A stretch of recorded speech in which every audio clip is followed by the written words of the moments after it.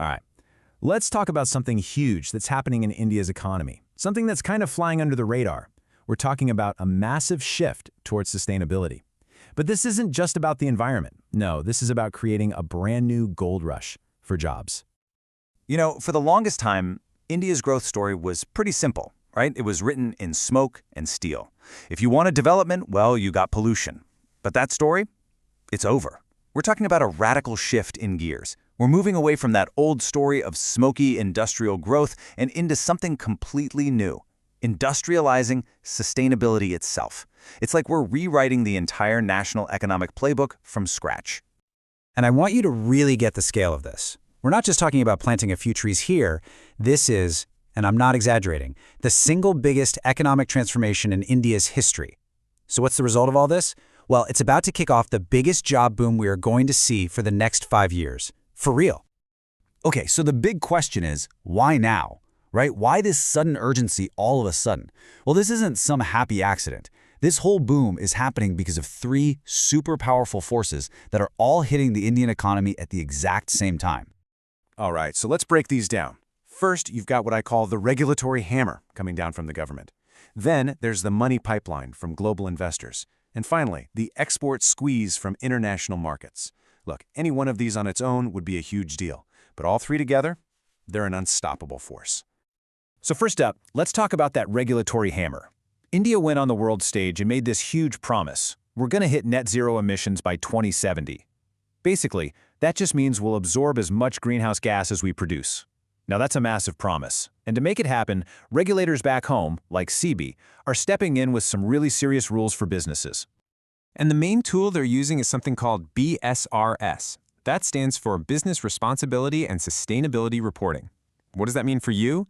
Well, it means the top 1,000 companies in India can't just talk the talk anymore. They can't just say they're being green. Now they have to prove it with cold, hard data.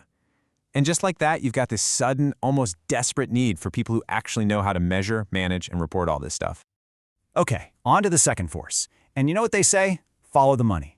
This is a big one. We're talking about global capital, billions of dollars, and it's all being redirected based on one thing, a company's ESG performance. That's its environmental, social, and governance score. And believe me, the message from these investors is crystal clear. These massive global funds, they're actively pulling their money out of companies they see as dirty.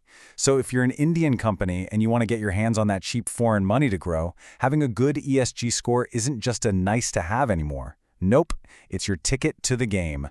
The bottom line is simple. No ESG strategy, no investment. Period. And that brings us to the third big pressure point, the export squeeze. This one is all about the pressure coming from outside India, from our biggest customers around the world. They're the ones now demanding that everything they buy is made in a sustainable and ethical way. And just look at how fast this is moving. This isn't some 10-year plan. It's happening right now. The EU, a massive market, has rolled out tough new regulations. This means that today, Indian exporters, think big sectors like textiles and auto parts, have to prove their entire supply chain is clean. And if they can't, well, they risk losing their biggest European contracts. So the scramble to hire ESG experts to fix this, it's happening as we speak. So that's the why, the 3 big forces driving all this. Now, let's get to the really exciting part, the what.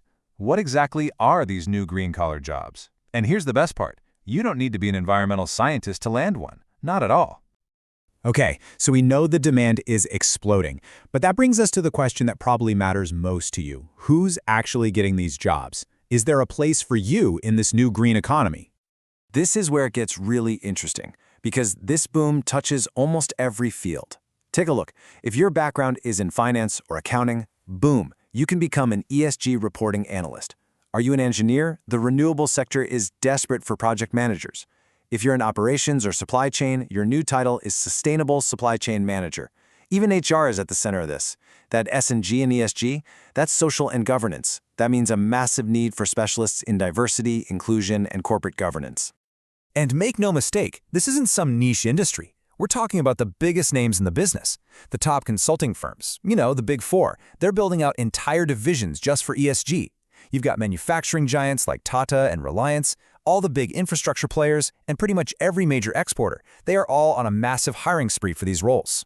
Right now. Okay, So let's tie this all together and focus on what this means for you. Because this whole story boils down to one thing, a massive, massive opportunity. There's a huge gap in the market, and that gap, well, that's your green rush moment. I mean, just look at the sheer scale of this. You've got groups like NASSCOM predicting millions, literally millions, of new green jobs in India by 2030. This isn't just a little trend. This is a fundamental redesign of our entire workforce. And this chart right here, it tells the whole story in one simple picture. On one side, you have the demand for skilled people. It's through the roof. And on the other side, the actual supply of people who have these skills, it's tiny. That right there, that's the talent gap. And it is massive. But here's the most important thing to understand. That gap isn't a problem. It's an opportunity. It's your opportunity. We are in the very, very early days of this thing. Getting in now is like being one of the first people to get into tech in the 90s. This really is the Indian green rush. So how do you jump on this? It's actually more straightforward than you might think. You can start by upskilling in your current role.